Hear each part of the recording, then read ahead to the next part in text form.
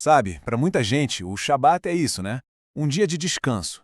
Um momento para se desligar do trabalho, recarregar as baterias. Mas e se por trás disso tudo existisse um propósito muito mais profundo, muito mais poderoso, escondido nessa prática milenar? E se o descanso for só o começo de algo bem maior? Pois é, a gente vai mergulhar fundo nisso agora. A questão central que a gente vai explorar é exatamente essa. Porque, de acordo com os ensinamentos da Cabala, o Shabat guarda um segredo incrível sobre a nossa própria natureza, sobre o nosso potencial. E olha, vai muito além de uma simples pausa na semana.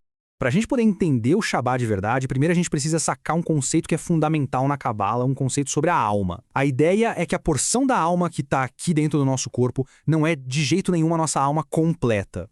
E essa imagem aqui, ela é muito forte, né? O que a gente percebe como o nosso eu, a nossa consciência do dia a dia, é só essa fatiazinha mínima. Nas palavras dos cabalistas, é a ínfima parte inferior da alma. É impressionante pensar que a maior parte de quem nós realmente somos existe num plano totalmente diferente.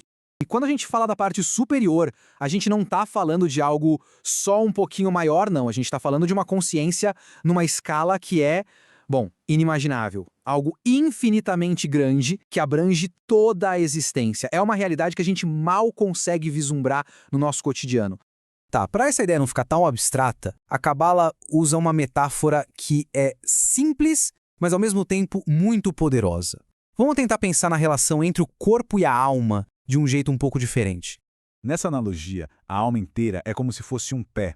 Imagina um ser espiritual completo, gigante, poderoso, cuja pontinha, a parte mais baixa, é a única que de fato encosta aqui no nosso mundo físico. E o corpo? Bom, o corpo é o sapato. Ele não contém o pé inteiro, né? Ele só envolve aquela parte que toca o chão. O corpo, então, é esse invólucro para aquela pequena porção da alma que vive a experiência da realidade física. E essa comparação deixa tudo bem claro. De um lado, a gente tem a alma inferior, limitada pela experiência física, dentro do sapato. Do outro, a alma superior, que é uma força cósmica, imensa, ilimitada. A grande questão é, como é que a gente conecta essas duas partes? E a resposta, o segredo para essa conexão toda, está escondida bem na nossa frente, no próprio nome do dia sagrado. A palavra Shabat em si, ela contém a chave. Olha aí a palavra, Shabat. 6 letras que a gente conhece bem. Só que na Cabala, as palavras, as letras, elas têm camadas e mais camadas de significado. O que será que acontece se a gente olhar para essa palavra de um jeito diferente? A sacada é a seguinte. Se a gente pegar as letras de Shabat e ler ao contrário, de trás para frente, elas formam uma nova palavra hebraica que é muito, mas muito significativa, Tashav. E é exatamente aqui que o verdadeiro propósito do dia começa a aparecer. Então, o que significa Tashav?